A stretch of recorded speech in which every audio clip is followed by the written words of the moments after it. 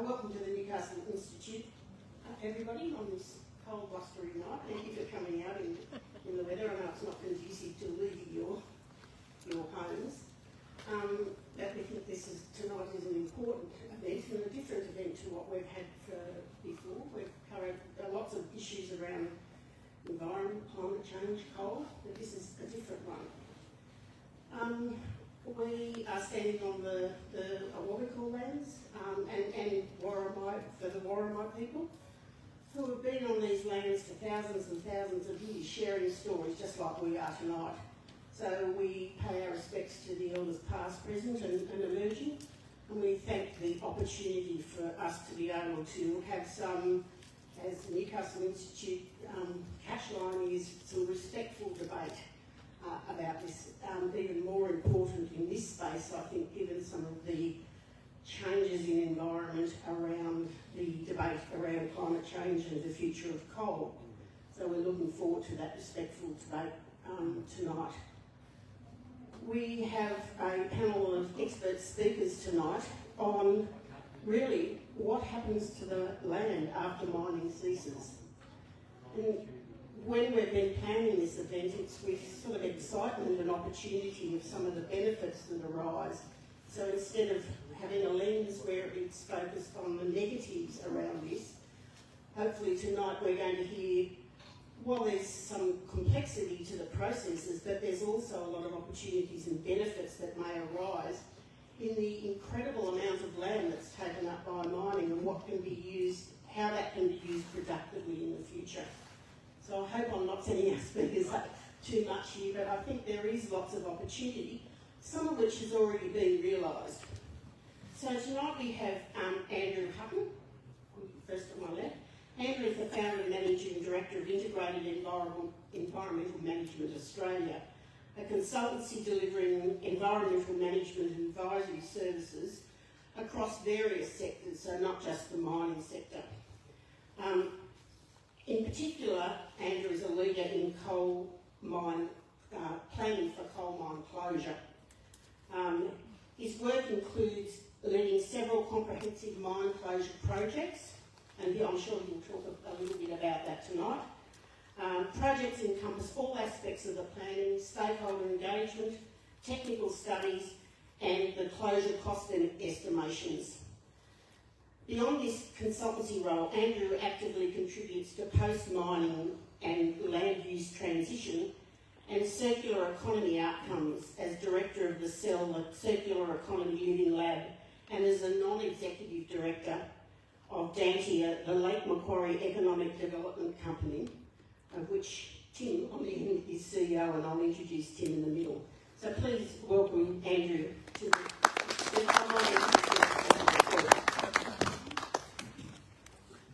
In the middle we have Liz Watts from the University of Newcastle.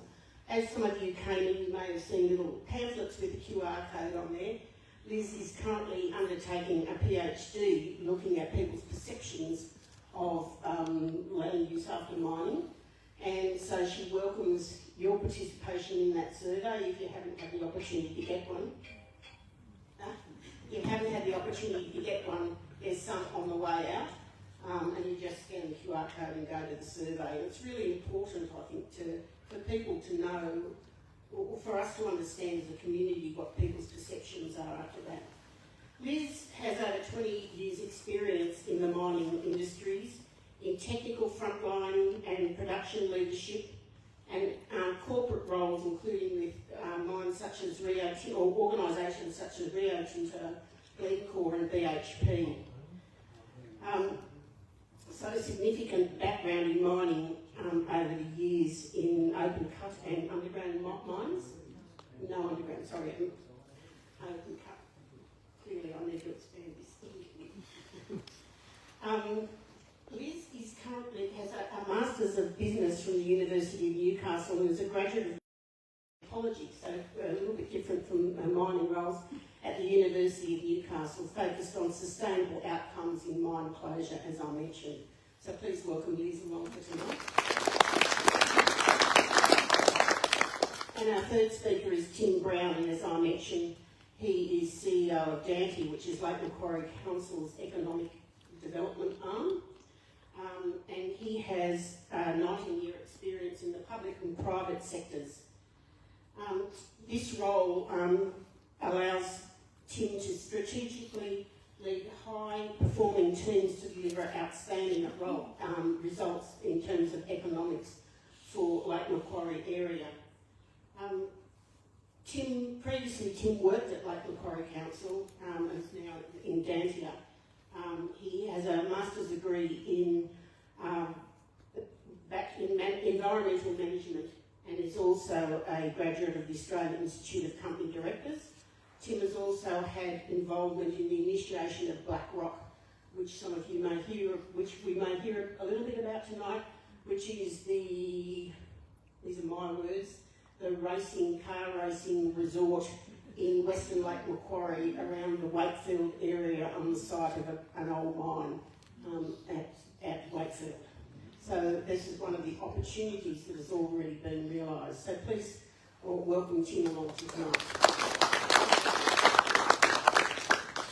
So the way it's going to work tonight is that each of these speakers is going to do a presentation, and then we'll give you opportunity at the end of tonight to ask some questions, again using our principle law of respectful debate. So I might hand over to Andrew.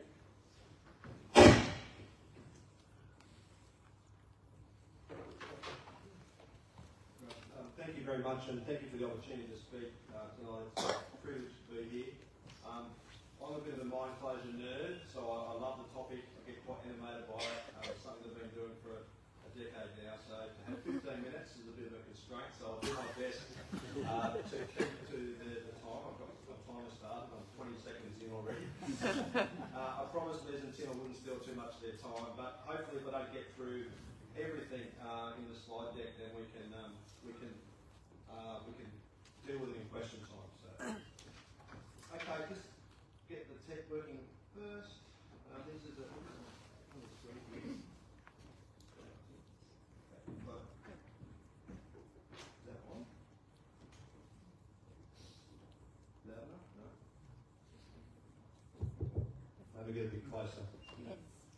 Right, so just very, very quickly, Robin did introduce me, but I've had a career of about 28 years in mining.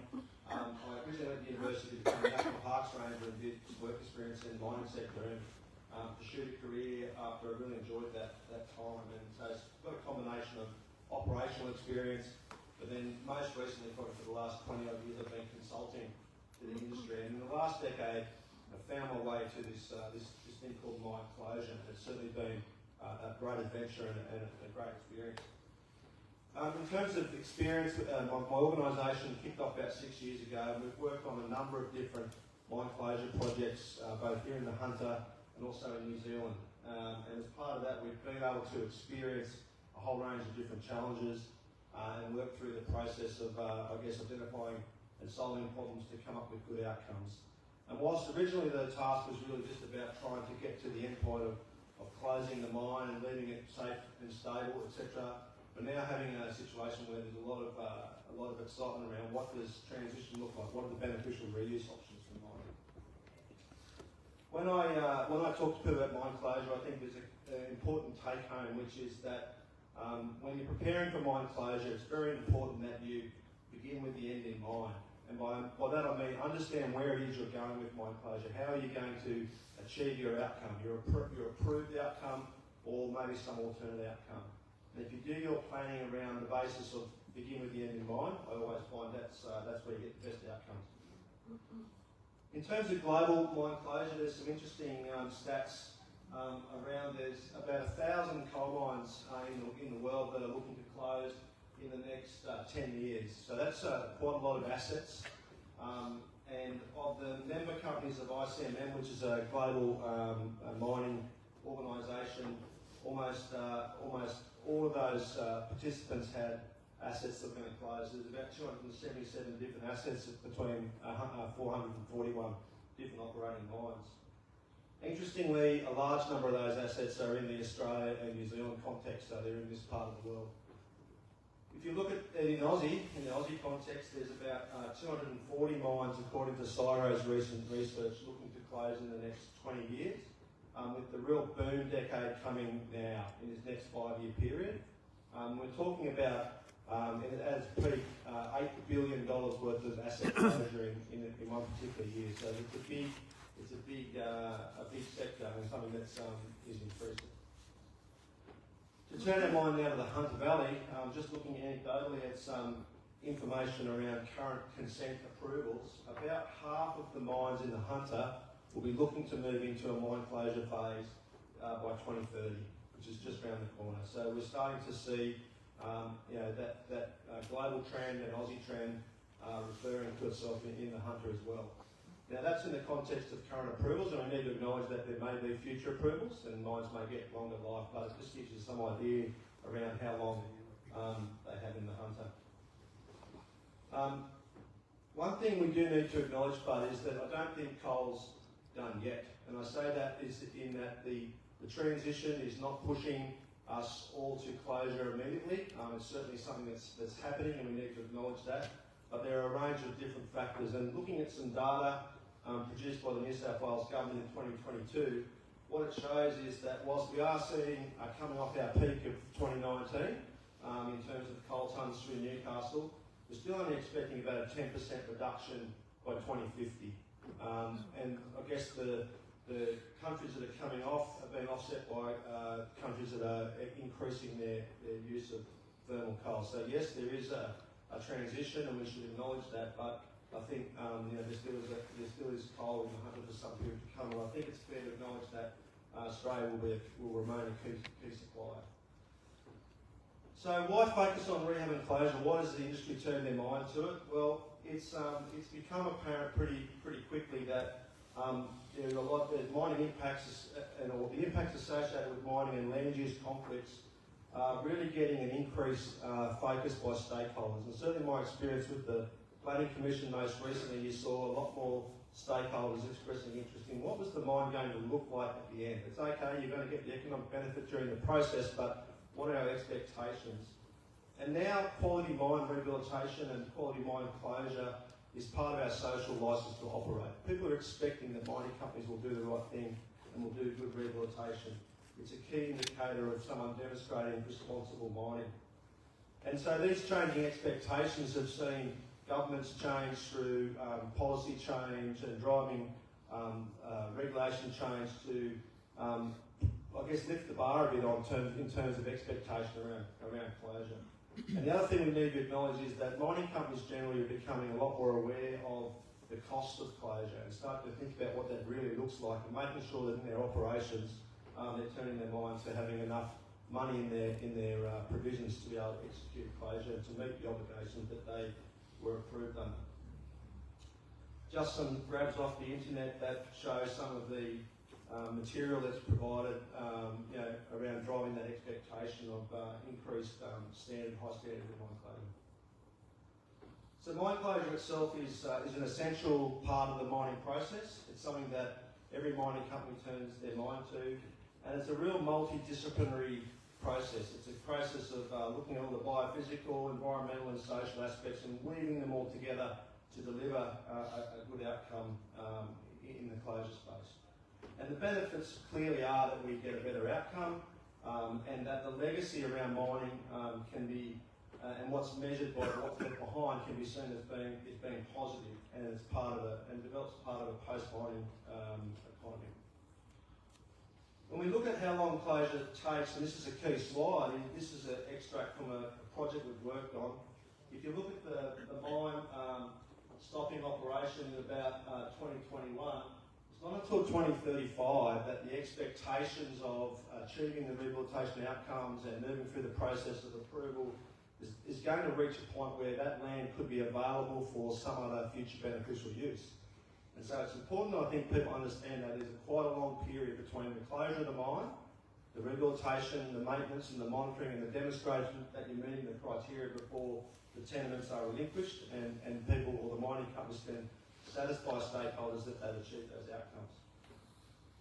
So it takes quite a period and quite a lot of effort and quite a lot of obligations from the mining company to remain connected to that site for a number of years after the operation has ceased mining. there's a full range of multidisciplinary experts getting involved in a mine closure project. On any particular project, we might have upwards of 30 different specialists working across a range of different areas, from ecology to geotech engineers to social science guys to economists to land rehab to heritage and Aboriginal aspects. And all these various elements are all part of a plan that comes together and drives what closure looks like. So it's quite a complex project. When we look at what's been driving the post-mining land use agenda, it's been driven by a number of factors, but it goes right back to the 1990s when there was a document called the Synoptic Plan. And this was a document produced by the government at the time that basically prepared a landscape plan for the whole Hunter Valley floor to define what they thought the mine should look like and connect it all together. There's biodiversity corridors, there's a range of different rehabilitation outcomes. And that document has really stood the test of time, and up until fairly recently, that's been the document that has driven, I guess, the expectations for what the valley will look like. If we jump forward now to 2041, we've just seen in the last couple of years the release of the Hunter Regional Plan. For the first time, we've got acknowledgement in that very key strategic document that there is one of the core goals is greater diversification of employment, mining and energy generation land to support economic renewal and innovation and create opportunities for renewal and change to land uses. So this is a signal by the government saying, hey, we're open to have a think about what we can do to look at these assets, this mine land, to start to think about beneficial reuse. And that's quite exciting for me because that's sending a signal not only to the mining sector that they're open for consideration, but for people who may be looking for land to have a talk to mining companies about what might be possible. If we look at what that means in terms of post-mining land use scenarios, if we just take, for example, the current approved valley floor today, this is what it looks like. It's a mixture of woodland, pasture, grass. There's obviously some final voids, water management infrastructure, a mosaic of those land uses up the valley. In the context of this new strategy document, we can start to consider things like industrial, manufacturing, intensive ag, energy generation, food and fibre enterprises and processes. We can think about defence industry opportunities, there's rail, and there's also opportunities for offensive industries because we've got buffers between near receptors and infrastructure and water and things. So it's really exciting that document is driving some discussion around that. If it goes a step further and starts to identify in that strategic document some of the sites in the valley, and it focuses around things like the mine infrastructure areas where you have rail loops, you have hard stand areas, you have road access, water, those sort of things that are currently in situ that we can perhaps repurpose and we can access to look at some of the beneficial reuse options. The Lower Hunter also has a number of opportunities, but I'll leave that discussion a bit deeper to Tim because he's focusing a lot on that as part of the Dantia strategic direction and looking at opportunities in Lake Macquarie. But suffice to say, there's a number of really good sites in Lake Macquarie itself that lend itself to reuse and future redevelopment. In terms of what's out there and what's happened in terms of post-mining land use, I just wanted to share a couple of examples. And I think what's key is we have to think outside the box. I don't know whether you've been to Cornwall and had the opportunity to visit the Eden project, but in my mind that's one of the best examples of a post-mining land use, or a really good example of a post-mining land use. That is the premier tourist attraction in Cornwall. It was an old clay pit, and they've redeveloped that site now to a world-class facility, and I'm excited to say that they're also now looking in South Australia to establish an Eden project on a mine site in Australia. So their mission of expanding that objective beyond the UK is being realised. Another example is an old quarry in China where they've developed a 7-star resort, including underwater floors, a luxury hotel and an abandoned quarry. Again, trying to, I guess, demonstrate the different out-of-the-box thinking in terms of what is possible. Another example in Portugal is a 30,000-seat soccer stadium built in an old limestone mine. It sits above the city, I believe, and it's the home to a local football club, and it's been a good, effective reuse of that site as well. The come closer to home. Catherine Hill Bay, if you don't know already, down there, the Rose Court development, that housing development on top of the hill there is all built on an old mine site. That site was finished mining back in about 2011, I think it was, maybe a little bit before, but in 2011 the development consent was approved actually to be able to redevelop that site and reuse the mining land to do housing and provide housing development for people in the Hunter. And the earlier example that was spoken about, the Black Rock Motorsports Park. So this is a resort where motorsports enthusiasts can come together to experience driving. Effectively, if you own a fast car, you can take on this track and you can use it. They're doing a whole bunch of driver training and other really nice aspects. But if you think ski lodge, but replace the ski slopes with a racing car track, that's the scenario. And that's right here at our own home in Lake Macquarie. And it's a world-class development that's getting world-class attention and will not only offer great opportunities for people locally, but we'll see a lot of people visit our region to come and visit this particular facility. It's worth just unpacking the history of that site just a little bit. The site closed in 1971. The mine there at the time, the old Ronda Colliery, caught on fire, and Rio Tinto owned the land at the time. When Newcastle bought the Rio Tinto assets, they inherited that site as part of their great acquisition. I'm not even sure they realised that bought it, to be fair. It came across. There was a verbal agreement in the mid-90s that the site had reached rehabilitation, but in revisiting that later on, it was found that that didn't hold water, and we had to start again on the process of going through the process of looking at the rehabilitation, making sure we meet the expectations, and moving through the process of sign-off. Concurrently, a DA was applied for over that site, and whilst it did take 7 years to be realised, and a whole bunch of reasons for that, and we can talk about it a bit later if we need to. But Yancoal were able to achieve their sign-off criteria to relinquish their responsibility from the site and pass that over to BlackRock, who are now moving forward with a world-class event. Last couple of slides before I stop.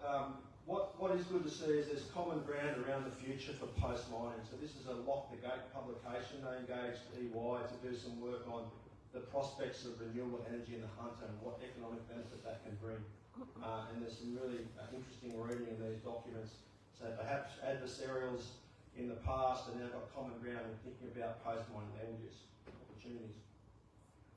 But not everyone's on board, and I think I'll just leave you with this as my final comment. Not everybody sees the transition to these beneficial reuses as a positive outcome.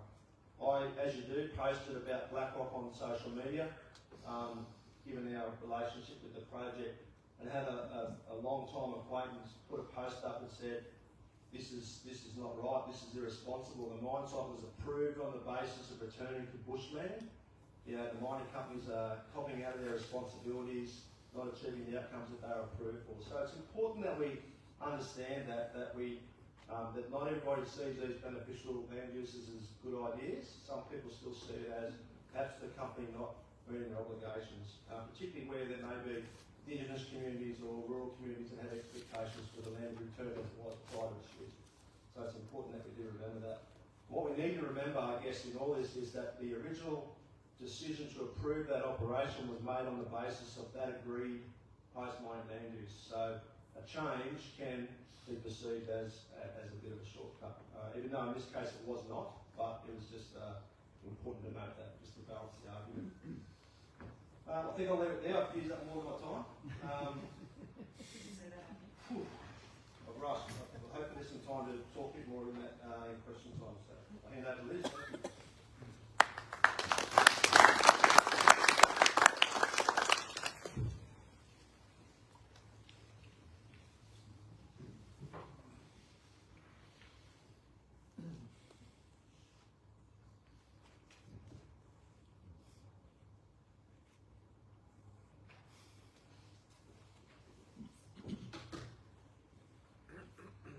So I've had a bit of an intro already. So yeah, my name's Liz Watts, and I'm battling with the microphone. I'm conducting a research project on the community sentiment toward open cut mine land reuse in the Hunter Valley in New South Wales. So why the Hunter Valley and why New South Wales. So I'm originally from Scone. I was born there.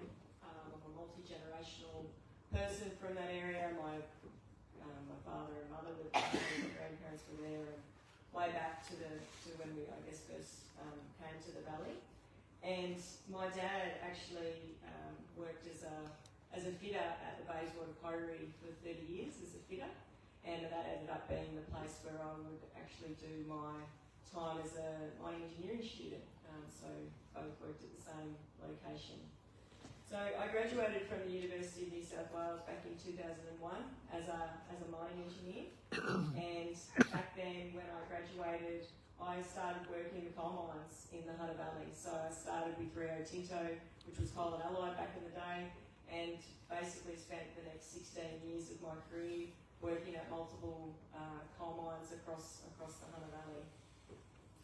So as my career progressed, and working as a mining engineer and working in a number of different roles across the mining industry, I came to understand that the industry was facing or had faced a number of social challenges, and so those social challenges led me to then enrol in a further study. And you probably heard from my introduction, I've done a little bit of study. I actually enjoy learning, but part of that was to enrol in a Masters of Social Change and Development, because I was really keen to understand the social issues and the drivers that sort of sit behind that, particularly as it pertained to the mining industry.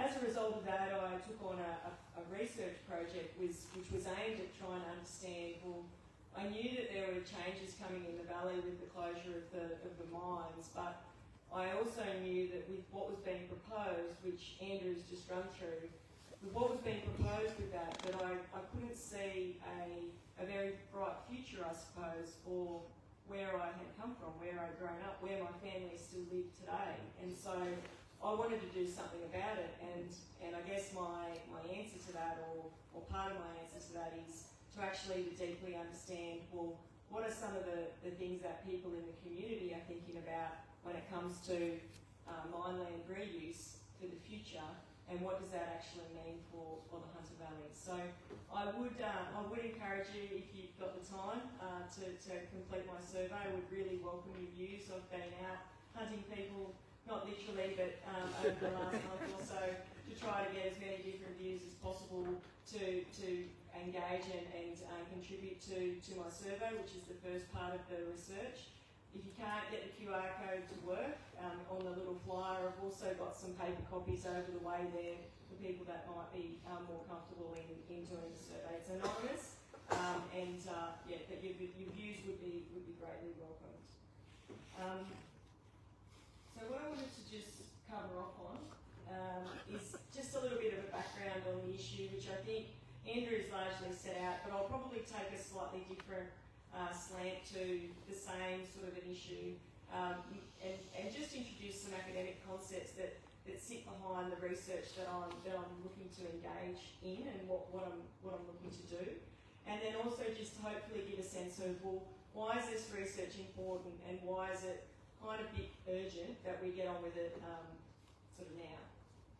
And that picture there, so I've done a couple of different study tours. So one of the study tours I did was back in 2022, where I went to some of the old coal mining areas in both the UK and also in Germany. And so that big block of coal there is at the National Coal Mining Museum in Germany, if you're interested.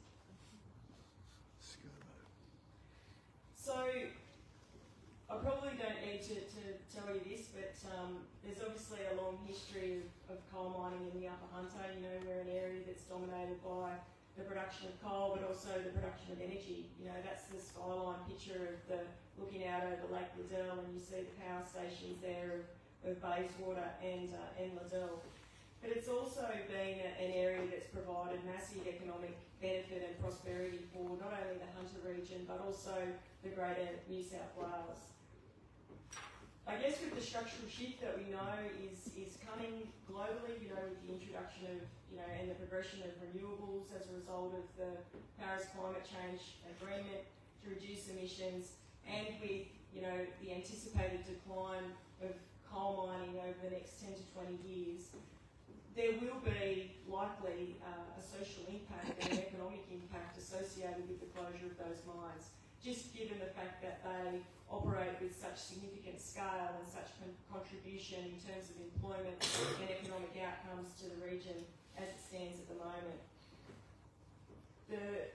The current plans, as Andrew's kind of set out, which is essentially the trees and grass outcome, doesn't really provide a lot in the way of future economic benefit, because if you think about it, you know, per square meterage of land as it sits at the moment, currently generating billions of dollars of revenue and creating significant amounts of jobs. To return that to, you know, essentially growing trees or even agriculture, which might have, you know, the odd cow running around, is not going to provide the same amount of jobs and economic wealth that is currently being provided. And so there's this economic gap that exists, and with the economic gap becomes a social gap, just due to the fact that it's a significant change. And so there's a bit to learn here in terms of what's played out elsewhere, which is what I've kind of uncovered as part of my research and also trips to the UK and to Germany. So we start to get into the area, and this is just a little bit of theory, so just bear with me on this, but into the realms of, well, what we're talking about is sustainable development. And when you think about what's enabled or what's you know, intended by the current closure plans that are sitting out there in terms of the trees and grass outcomes, it's really focused on trying to deliver environmental outcomes. And so when you think about sustainable development in terms of what that means, it's actually three elements coming together for a sustainable outcome. So it's the environmental aspect, yep, for sure, but it's also the social pieces and the economic pieces that are also contemplated and considered as part of the closure. And so if you focus on any one of those areas in preference to another, you actually get it's lopsided, it becomes weighted one way or the other. And so it's actually by definition not really a sustainable outcome. It doesn't really satisfy this concept of this sustainable development outcome. The other term that I'll just talk about here briefly is this concept of just transition. You may have heard of the term. It typically relates to, you know, it was originally coined with the transition of energy, you know, moving from one energy source to another. In most cases, the transition from thermal energy to other energy sources or to renewable energy sources, and the impacts that would have on those who are most impacted by that change being workers. And this concept that, you know, those that are impacted by the change, there needed to be some type of mechanism and some type of approach that allowed for a more equitable outcome or a more just outcome as a result of that change. And so what we're sort of talking about here is something similar in that we're thinking about making such a significant change, but we're thinking about doing it in a way that doesn't leave people behind. So in the case of, you know, mine workers and others that live in those communities, not leaving those behind as we make this change, as we make this transition. So those two pieces are quite important for this research as sort of core concepts to inform the research. The second piece I wanted to just flag is in relation to stakeholder theory, or the concept of stakeholders. So, and this is where I guess my research is seeking the views of the community, because I see that the community are very important stakeholders in the triangle that you can see framed up here, being, you know, you've got the community, but you've also got business, and in the case of coal mines closing, they're the coal mine owners, and then you've got the government. So those three, I guess, stakeholder groups come into play in terms of the delivery of the outcomes and aspirations for the future of what will happen in terms of when the mines close. So there's been a stack of case studies on, well, how does this best work? How do these three kind of parties come together to get the best outcomes for the future? But one of the key pieces is in relation to this, and why the sentiment from a community point of view is so important, is that the impact that public sentiment has upon public policy. So if the public aren't, you know, that concerned about what's going to happen with the coal mine land, if they're not too concerned about what's going to play out in the future of the Hunter Valley, then it's probably not going to be high on people's radars to then start putting pressure on, members of government and the like to actually agitate for change to get a different outcome. But if it is high on the agenda, you can see that it would play through to be something that is then thought about and then is progressed for change, which actually would be needed to enable these outcomes.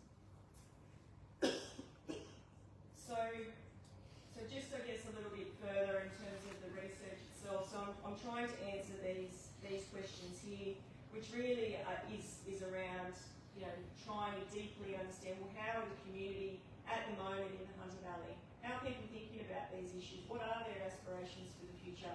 Are they thinking about what the potential future land uses could be? Some people might be thinking about it, other people might be more concerned about cost of living pressures, health, education, jobs, those sorts of things. And so some of it is to understand, well, are people thinking about these kind of concerns now, or are there other concerns that may have greater precedence in people's day-to-day lives that they're actually more focused and concerned about?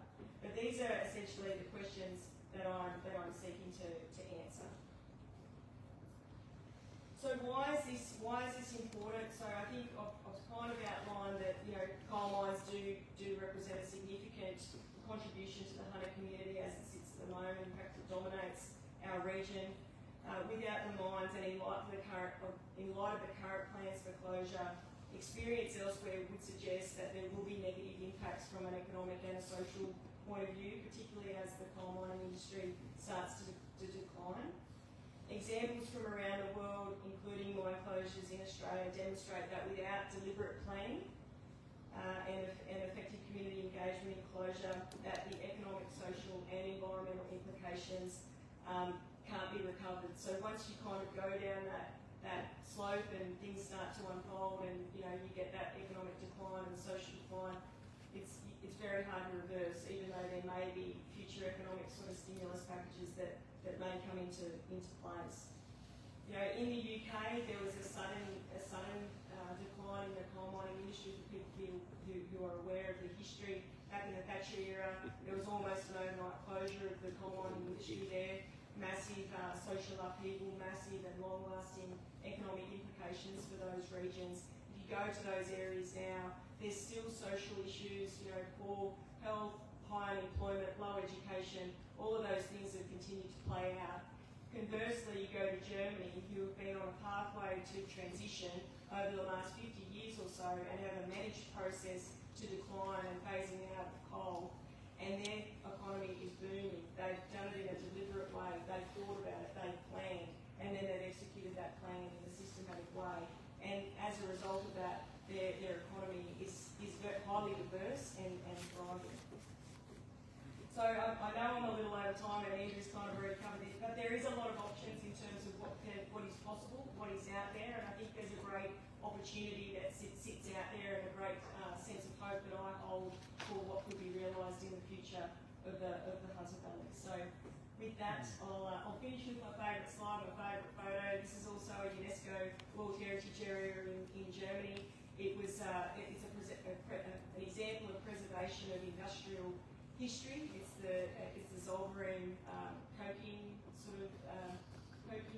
factory, which was a massive part of their history, a massive part of their economy and actually the cornerstone. But they've repurposed that to be this massive tourist attraction that sort of engages a lot of people every year to come and have a look at what their past has been about. So with that, I'll please do my survey, and I've got paper copies if you do those. Thank you.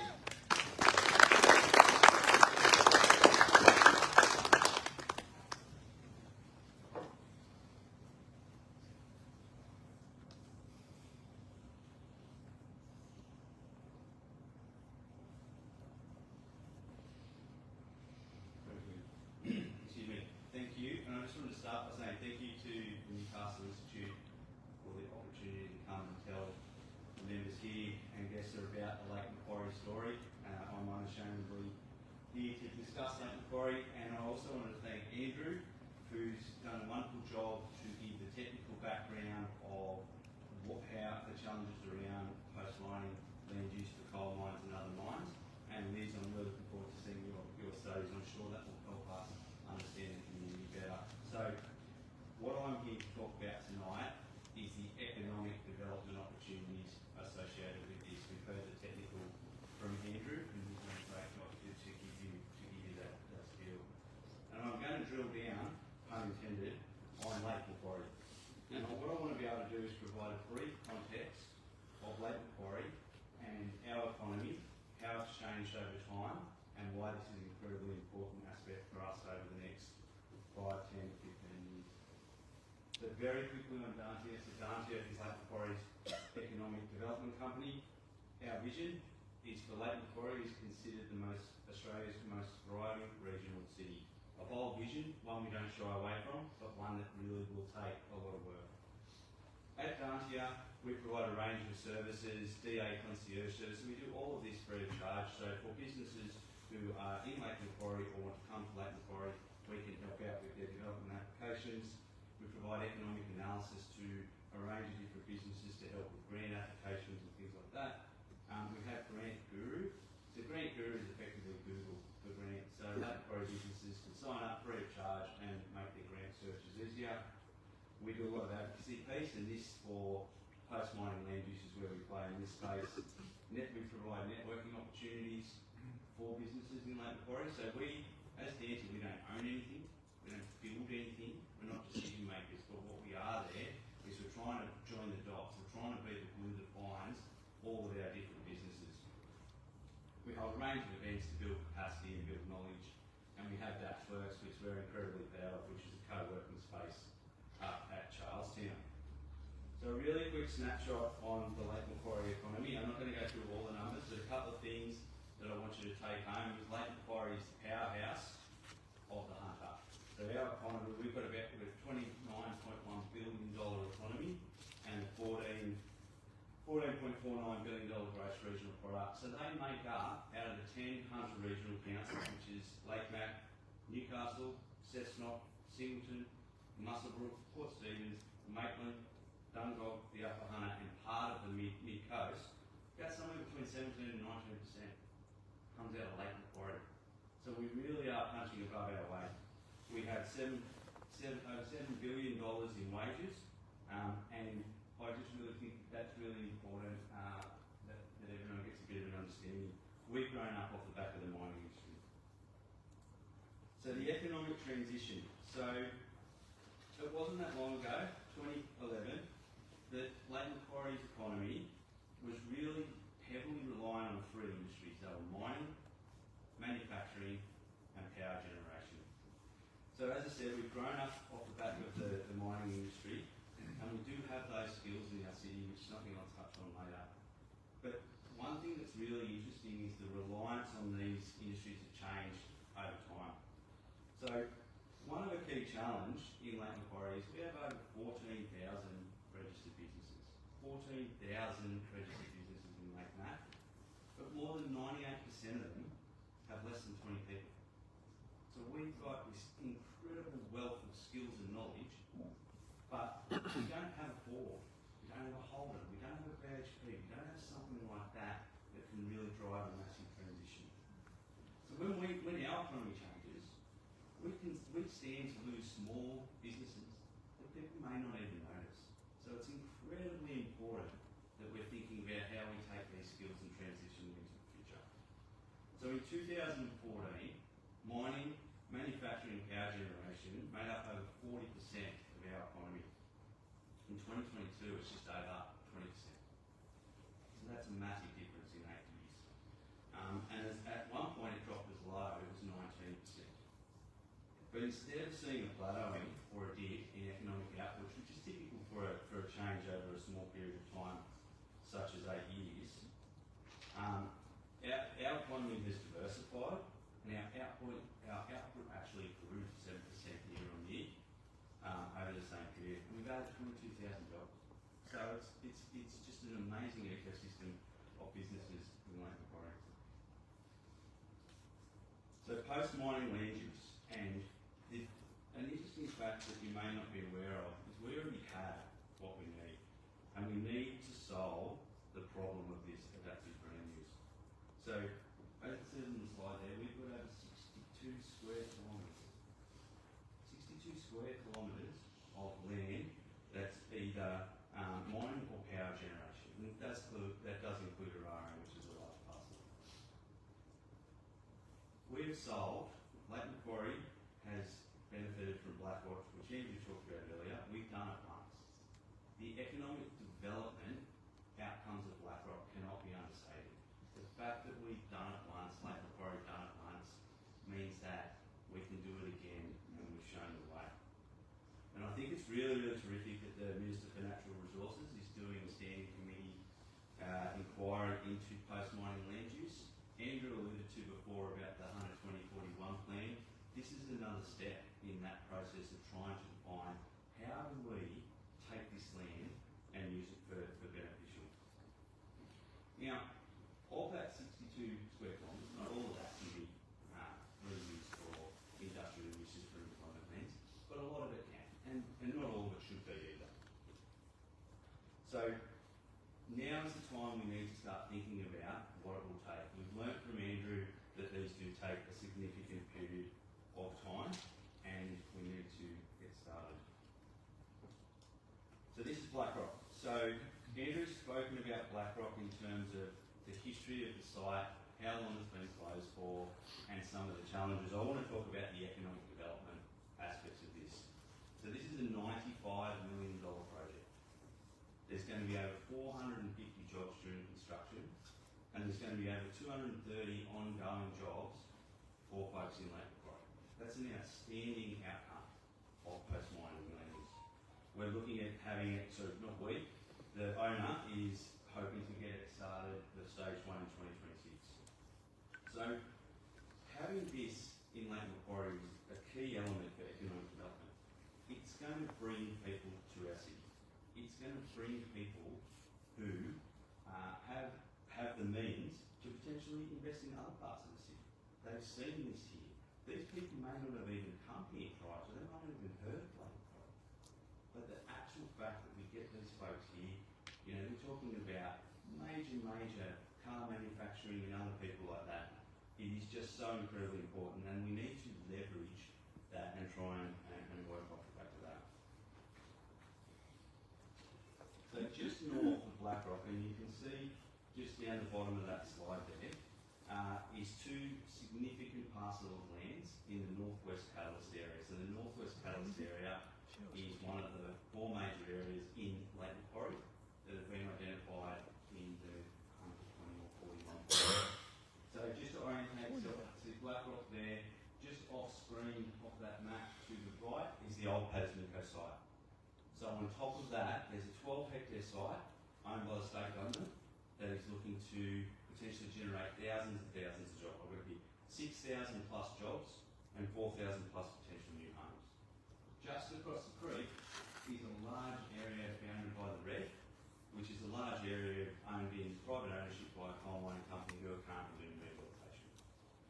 Just next, in between that, is the main north rail line. You've got Taralba Station, Copper Creek and Cardiff just around the corner. Immediately adjacent to that, in the blue area, is owned by the state government, and that's former land as well. So if you imagine a world where we can link up the former Pasmico site with all of those homes and all of those jobs, just over here to the site there for more manufacturing, more mining, more manufacturing and other on the former mining, and link it all the way out to the M1. But the possibilities are endless. And quite frankly, Lake Macquarie is not flush with land for development. So we don't have a lot of land that is ready to go, zone industrial, zone light industrial, zone for employment. That is why this is such a key element to the ongoing success of Lake Macquarie, we believe. We know that there's going to be people moving here.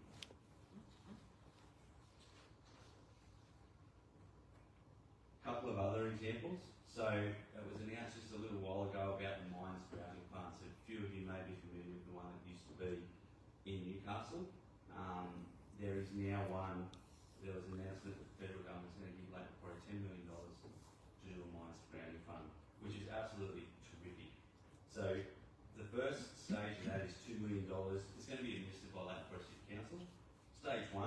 is to do some geotechnical and economics assessments, establish the fund, work out the governance structure and how it's going to be administered, and then stage 2, the fund will be operational for developers to apply to help with their developments. And really what it does is it reduces the liability.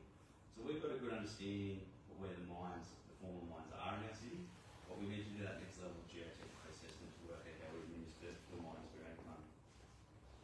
Now I've talked a little bit here because we are talking about post-mining land use, and although it's a long way off, Araran Power Station is a significant site in Lake Macquarie, and it is going to bring some opportunities for development. They are doing some work in the renewable space around a large-scale battery as well. So while this is further out and not technically mining, I think the narrative is also, we can't forget about those power stations. Liz touched on it before. There's some great work happening at Liddell and Bayswater, and we need to be mindful of that. We certainly are in Lake Macquarie. So in terms of the opportunities for our lake and the opportunities that post-mining land use can use for economic development and economic benefit in Lake Macquarie.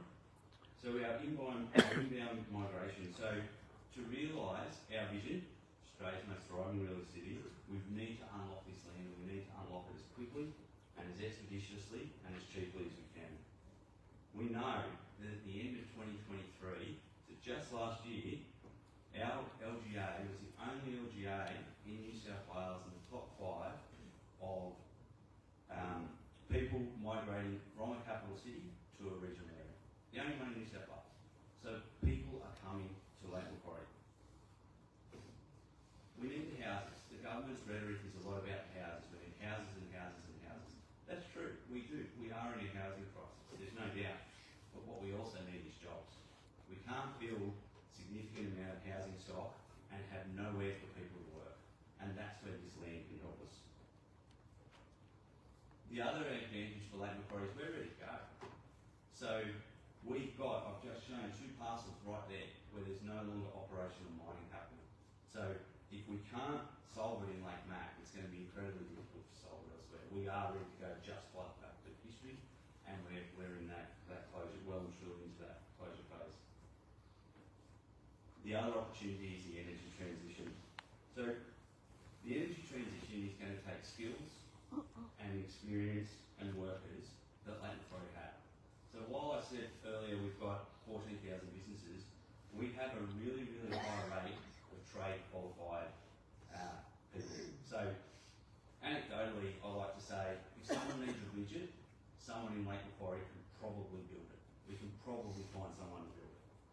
And I think that there's this real opportunity. So as I said, we've grown up on the back of the mining industry.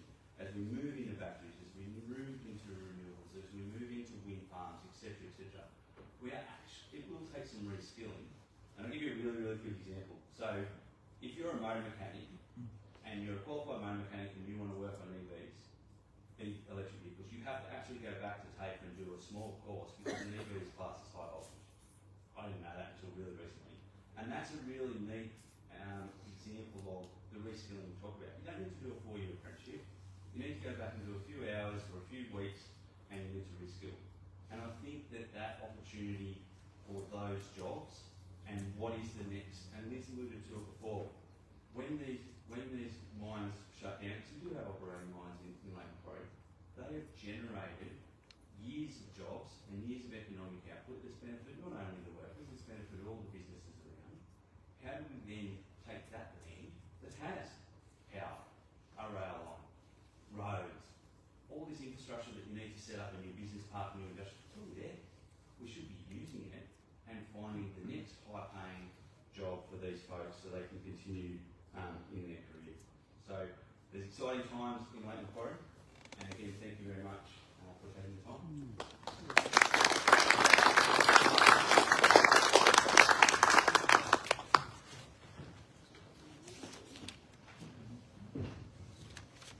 Well, thanks so much, Andrew and Liz and Tim, and now it's your turn. We'd love to have some questions. We've got some technical issues tonight, so I don't have a microphone to give you, although Robin's going to ask you. Okay? Probably, I'll take that one. If you've got a question, could you just stand up, please, and speak in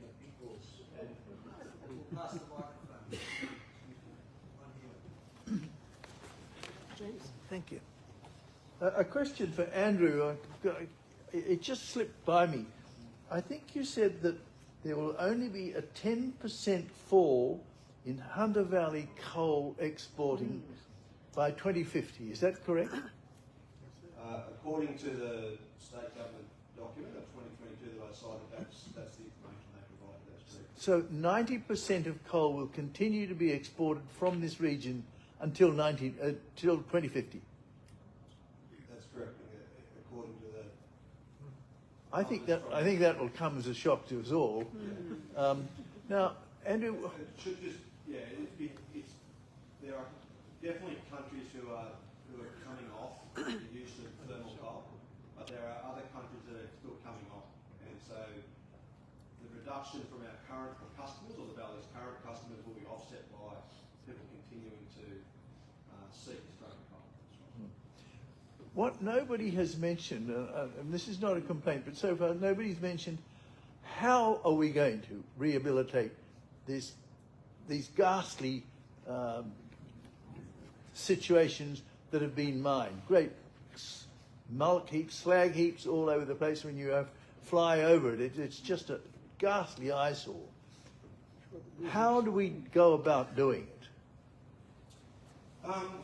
Look, I think there's many really good examples of existing rehabilitation in the Hunter. There's been nationally recognised, award-winning rehabilitation at a number of sites. The mines in operation from the outside may appear not to be doing as much rehab as they can, but it's just due to the mining process of having to leave pits open to access different coal seams. But I can assure you that they do their very best to do progressive rehabilitation behind disturbance to try and keep the rehabilitation up to speed. And certainly my experience has been that there's some very good examples of re-establishment of ecologically endangered communities. There's been re-establishment of agricultural land, back to irrigation that is as productive and more productive than regional averages, irrigation land in the Hunter Valley. So there is lots of good rehabilitation happening. Perhaps the mining companies can do a little better to communicate that outcome so that the general population can see the good work they're doing. It's certainly not published.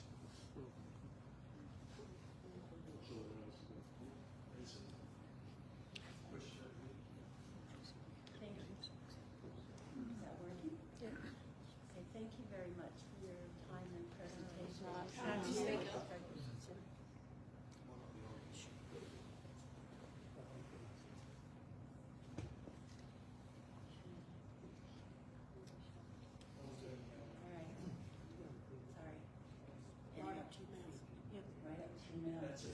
go.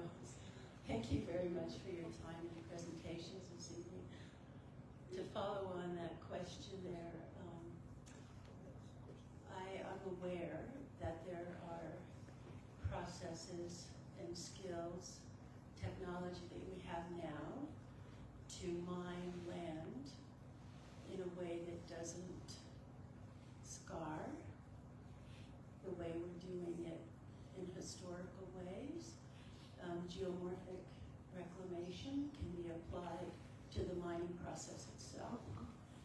And I think the frustration I have as a member of the public is that I too have worked in manufacturing and I know how hard it is to change, but because we're looking at extending mining in the valley and we don't have the regulatory mechanisms to go back and require that technologies be used that really, it's called geomorphic reclamation, and they mine the land in the way they're actually using it for rehabilitation, going back in after mining, sculpting the land, replicating the original landform process so that what you end up with is a landscape that would be the same as if it had been eroded naturally. Okay, and you can mine that way so that by the time you're done mining, you're not left with a mess. You're left with a a landscape that has been naturally sculpted by mining, and that no matter what our beautiful options are for reusing that land, it's ready. It is ready. Is this a question or not? Is this a question? Well, the question is, I didn't hear anything about that, and where is that in this whole scheme of things? Well, I guess our focus was not on the current state of rehabilitation in the sector, but more about talking about the opportunities that are beyond mining and moving towards alternate land uses. So the point I guess I tried to make in my slide was that traditionally we have these pasture, woodland outcomes that are pretty much the target of rehabilitation. Under the new way of thinking and with new strategic planning, we can start to open our minds to a whole range of different land uses that extend beyond the classic grassland, woodland scenario. We do need to acknowledge, however, but that there still will be a place for biodiversity, there still will be a place for agriculture. There's many good examples of cattle grazing, for example, effectively fattening on mined land. There's a lot of really good examples around rehabilitation. Probably the final point I make, as a person who works in the industry, it is fair to say that some of the earlier landforms look fairly engineered, but there's been a lot of work done by the sector in recent times to refocus around a more sympathetic landform that's natural, that gets away from the reliance on engineered structures, to the extent that government is consenting that obligation in approvals now. And if I could recommend anyone to sort of follow up on that, I'd recommend Glencore's Mangoola operation, who have done an extraordinary job in the geofluid sympathetic landform rehabilitation, and some of the work there is well worth a read. I'd recommend that highly. There's a question up the back, Jeff. So I resonate with the first question, that only 10% reduction in coal production in our area. I know you're not talking about that, but you sort of think when you hear mine closing, oh, that's good, we're cutting down on coal production, but we're not. I don't know whether you have any ideas on that, maybe. I mean, you're just thinking of, not this issue, thinking about rehabilitation of old line mines, but the fact that we're not reducing the amount of coal that's going to reduce climate change and all the damage. Do you have any thoughts on that? And secondly, how would I put this question?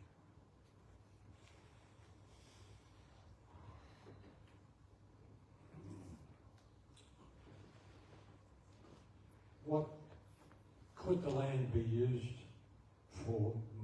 I didn't hear much mention of this. Could the land be used for other forms of energy production that don't contaminate the environment and do promote energy that's not going to destroy our planet? I really haven't got too much more to comment on with respect to the future coal numbers. I guess I put that in there to demonstrate that the state government still sees a role for coal globally. So I guess I can make that reference available and people can go and do some further reading around that if you want to sort of explore that a bit further. In terms of post-mining land uses, some of the really neat examples that are happening right now in the valley, again, well documented. Musselbrook Coal closed about 2 years ago. Their core focus right now is a pumped hydro scheme. So they'll be pumping water from the void up to a dam above the mine site, and then releasing that water at the right time and generating electricity through effectively a battery system. The other part of the land they're looking at is looking at solar, and they're partnered with AGL, I think, quite a bit, but I think that with AGL to look at that process. There's Kidston Gold in Queensland has been doing for some time a pumped hydro between two open cut voids generating electricity. They have a large solar farm process there as well. So the solar's used to obviously get the water back up to the top dam and drop it. There's other mine sites that are looking at the same types of concepts around pumped hydro. A really neat example I came across recently was using dropping heavy weights in coal mine shafts, but dropping it nice and slowly. And as the weight falls to the bottom, it's turning a turbine and generating electricity at the surface. And then when the power's cheaper, I guess you can pull that back up, or have solar or batteries pull that back up, reset it, and then drop the weight again. So that's just another example of people looking at alternate renewable energy in existing. And what's good about a mine site is that the poles and wires costs that often are prohibitive to renewable projects are offset by the fact that the poles and wires are already there. We put them into the coal mine you have the energy to do the operation. Why can't we use that to put some of the energy back in from the mine itself? So those examples I've quoted would all be publicly available to research more.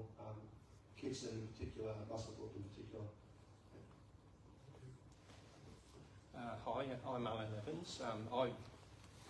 Rather than a question, I've got some information for Liz. I volunteered with the Hunter Jobs Alliance, and through the COVID period, the Hunter Jobs Alliance did extensive consultation online throughout the Upper Hunter and the Lower Hunter in relation to I guess people's thoughts on a just transition, and that all that information has been documented in a report, which is publicly available, and I will say, as a facilitator in that process, it is amazing the amount of knowledge and passion of the people in the community, and some of the ideas that they've got, I actually found quite astounding. So I think it is very important to bring the community along. If these things are going to happen, they need community support, and it is a very valuable resource. And I mean, we've talked about a lot about the economic issues in tonight's discussion, but the social impacts undoubtedly are going to be very significant, and I think that needs to be managed all the way through the process. Thank you. Thanks.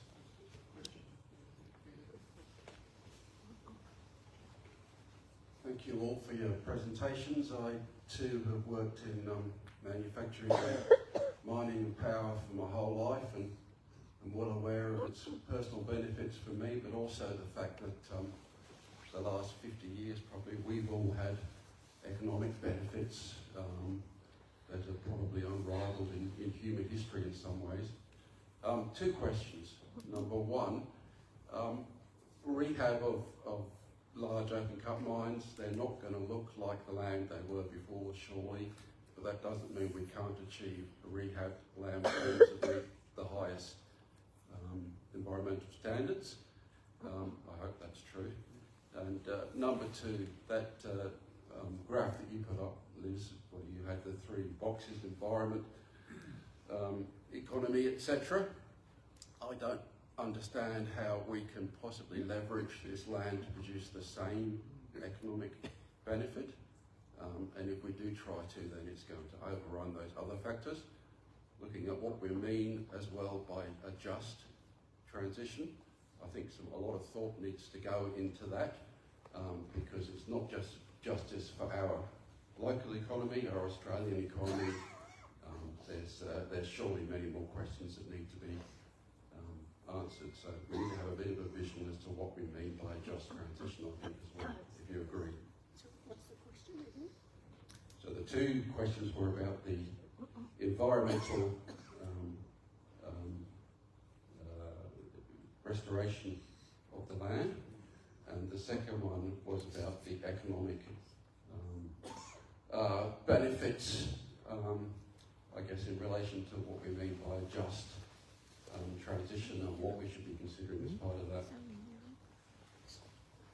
I can quickly talk to the rehabilitation standards. So the mining legislation in New South Wales requires that any operating mine, like just a coal mine, has a rehabilitation management plan that is approved by the resources regulator effectively. What that requires, in short, is it's a long story, but that you have to develop up your post-mining land use, but to demonstrate that you've achieved a certain standard, you have to nominate what we call success or completion criteria, which are things that are designed to be able to be tested and monitored and measured to demonstrate that we've met the standard. So, for example, if you said you want to achieve a pasture outcome, and that's what you had your approval given to you on, you would have to be able to demonstrate that you've met a certain weight gain in cattle or whatever it might be. And those criteria are approved by the resources regulator and the mining companies held to account. They can't release their mining tenement, they can't achieve sign-off until they've demonstrated they've met those criteria. And that's the process that they need to go through. Whilst ever they still hold the mining lease, the government still holds the mining lease, the mining company holds the mining lease, the government holds a security bond for rehabilitation. And so there is an onus on the mining company to achieve that success criteria to have that bond handed back. And I guess that's the carrot and stick process, if you like, in terms of achieving those goals. The standards now, in my experience of 30 years, are 10 times more rigorous than what they were a decade ago, and the standards are very high. There's a lot of science involved in the process. So that's how we maintain a high standard. So just on the I guess the picture that was up, which showed the kind of intersection of the economic, social and environmental elements, what I was trying to demonstrate in that picture is that in order for a more sustainable outcome in mine closure, the plans need to focus on each of those three elements as opposed to only one of those elements in order for it to be a sustainable outcome. So that's what I was trying to demonstrate by them being concentric sort of circles that overlap with each other. The current plan as it plays through is highly focused on environmental outcomes. So you focused on one of those elements without a lot of, there's economic and social implications, but the opportunity is to consider those three elements as part of the closure process. That's what I was trying to I guess, symbolise with the way that was put forward. And by doing that, it enables a just transition outcome in terms of the fact that you're not neglecting to think about, well, what is actually going to happen with people or what's actually going to play out in the community. It's something that you contemplate quite deliberately through the process. That's what I was trying to symbolise with that. Can I make a quick comment on that? From an economic development perspective, the other thing to consider, this is an incredibly complex issue that we're talking about tonight, and there's many different views and many different approaches. From an economic development perspective, particularly in Lake Macquarie, is we don't have a lot of land for jobs, that is zoned for jobs. The other attractive piece for these lands is they've already been cleared of the native bushland. Now they do have obligations to be rehabilitated, but for us to then create land somewhere else, we may have to go and impact other bushland. So it's not right or wrong, it's just a comment to consider when we're thinking about the best use in that just transition from an economic development perspective. Good evening. My name is John. I'm actually an ecological restorationist. I do a lot of work in rehab, mine rehab, and my question's not really about that. But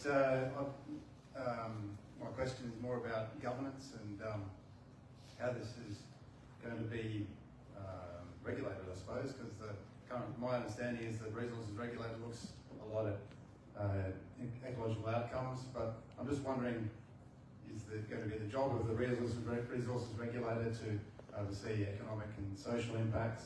Is it going to be the job of state government in some other form, or council is going to be involved, or do we need a new body to look after this and make sure that your Venn diagram there of the three components, that actually it is a true balance and not in favour of, well, you know, there's a lot of great ideas, but exciting ideas, but it could be a bad thing if, you know, the economy took precedence over the other two, for example, just as an example. Steve, let's give the microphone to me.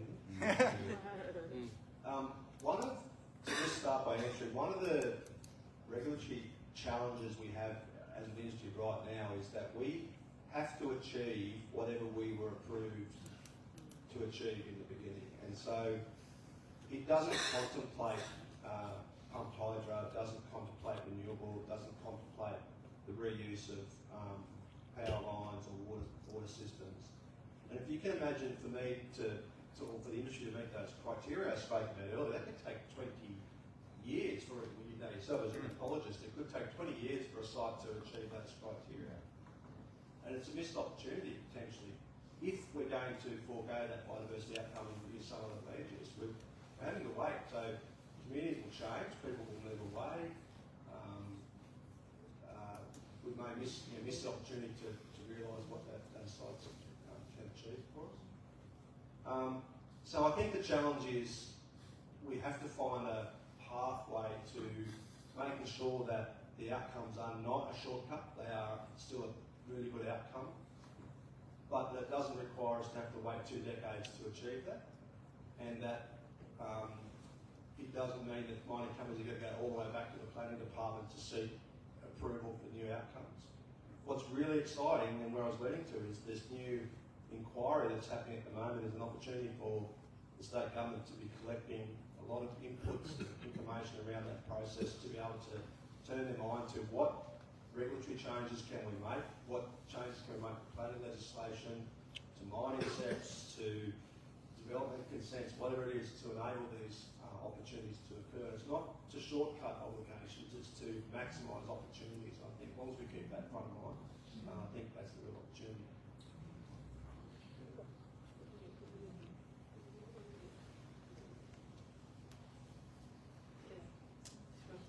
Julie, hi Andrew, how are you? My question is to Liz. I would like to know who led the planning in Germany. Was that government? Was the collaboration? Could you just unpack that for me?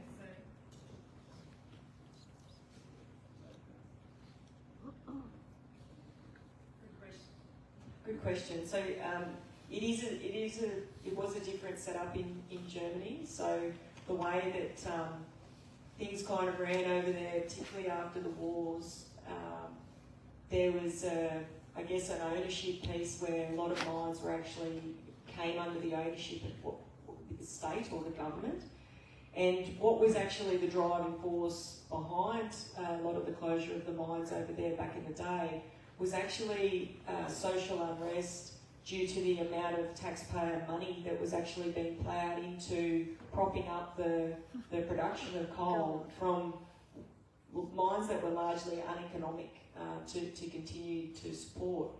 And so the decline and the decision to wind back the production was on the basis of taxpayer funds, not, people didn't see it as a good investment, particularly given globalisation and things like that.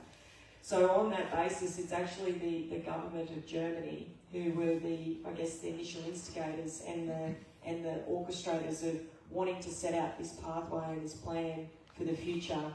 And there has been significant funds obviously invested from the taxpayers for the future to enable a transition outcome, because ultimately they were also accountable for the running of those mines. So a bit of a different arrangement than what is in Australia, where you have privately owned companies essentially operating independently to a set of criteria in terms of requirements and outcomes. But yeah, good question.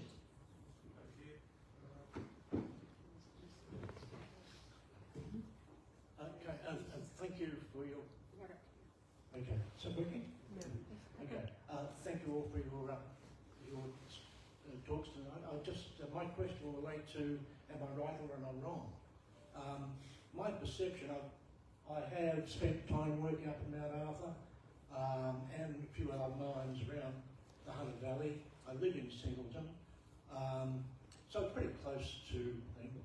But my perception and the way it's been spoken of tonight doesn't seem to recognise what I consider to be the magnitude of the problem. A gentleman mentioned before about flying over the mines, and if you do that, which I have done, you'll be astounded. It's almost unbelievable. Mount Arthur apparently used to be a mountain. It's a serious hole in the ground. These days, now, you can't put it back. You can't, there's something like that, Bengala, just across the way. All these mines are so massive. Then what can you do with them? I don't know. But what I'm trying to get to is the magnitude. My understanding is that there's more coal going through the port of Newcastle now than ever before. And I get that through a member of our family works on the tugboats, an engineer on toast. Never ever been so busy. He's been doing that for a long time. I see the trains, the 90 carriage trains, 24 hours a day, 7 days a week, going. Now, you can't replace all that. It's gone. And you get something like Bengala, Mount Arthur, etc. So, what I haven't felt in what's been said tonight is what I perceive as the actual magnitude of what needs to be done, or what can be done. Am I right or am I wrong? All I can really do to comment is that I guess each and every mining operation has gone through the process of approval. They've put their case forward in an impact assessment that gone often and more often in recent times to an independent planning commission to make a decision. And the mines are operating in accordance with their current approvals. So I can't see that. yeah, well, that really the topic was about You can go to transition. BHP today and they'll give you money to take Mount Arthur off their hands. Yeah, no, well, they're quite committed to. They're closing it in 2030. Yeah, I mean the industry's closing. I mean Liddell coal mine ran out of coal. Its economic life is finished. Muswellbrook coal ran out of coal. It's finished its economic life. Stratford Durrell up Gloucester Valley run out of coal. They've got approvals to mine further. They chose not to because of economic factors. People are operating to their. I mean, Glendale expansion was not approved by the state government, and so they're finished. That's just how it is. So, people work through their approvals. I can't really comment on the magnitude other than the process is the process. Like we're seeing changes and we're seeing mines finish under natural economic terms. Last question. This is a question that's coming from somewhere else. The question relates to the current, the debate over the last month about a change in potential climate policy. I think I can paraphrase the Australian Business Council and a number of other groups who said once the change of government occurred after decades of inaction on climate policy, there was some certainty for business about ways forward in terms of investment in opportunities at a federal level. And so some more certainty around investment for innovation around a whole lot of energy sources, reuse of coal mines. Does the current debate where it appears, certainly by some in the opposition, that they're going to go back to what was former policy, is that going to create impacts on certainty and potential investment for the sort of opportunities that you've all been talking about tonight? Good question.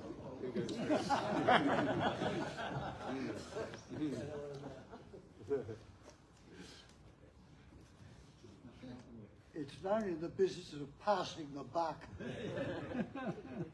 Look, unfortunately, my crystal ball broke. Otherwise, I wouldn't be here, and I would have been my own island in Greece after winning the lotto. It's a very difficult question to answer. What I'll say as a general comment, and sorry to disappoint, is what we know is business do thrive on certainty. So whatever that is, whatever that looks like, from whatever political persuasion that you have out there, we as Darcia would be advocating for certainty, whether it was in post-mining land use, whether it was in tax reform, whether it was in social assistance, whatever the element that you're talking about, that's what we would be advocating for, that certainty. But I can't comment on once the election's run on. We'll wait and see. I mean, I guess it's certainty for communities as well, not just for business. Yeah. Can I just say thank you to all of you, to Andrew and Liz and to Tim, for something that is both informative and raises issues around scale and complexity and it's like a wicked problem. But I wonder, would you please join with me in